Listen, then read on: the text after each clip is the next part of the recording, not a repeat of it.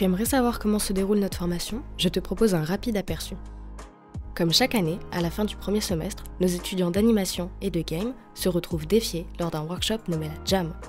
Ils doivent produire une création avec un thème et des contraintes à poser en seulement 2 semaines.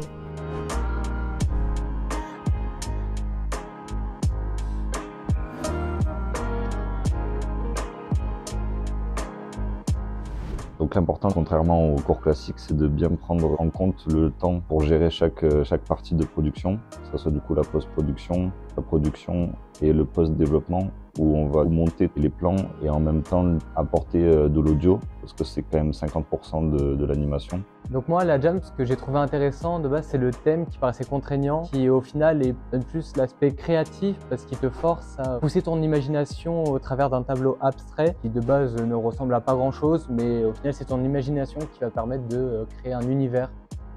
Ils sont accompagnés par Magda, Gaëtan et Jean-Charles dans ce speedrun.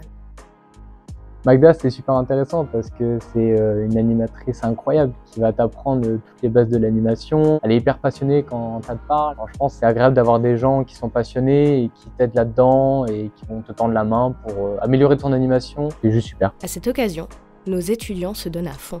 Ils ont utilisé la 3D excessivement bien, puisque à peu près la plupart ont fait ce qui est finalement très logique quand on regarde un tableau, c'est d'y pénétrer. Et pour le coup, la 3D avait une utilité extraordinaire. Je pense que pour ce que ça leur a apporté, c'est probablement de la confiance, de voir qu'ils sont capables d'assurer bien quand on leur impose un départ existant, qui ne vient pas d'eux.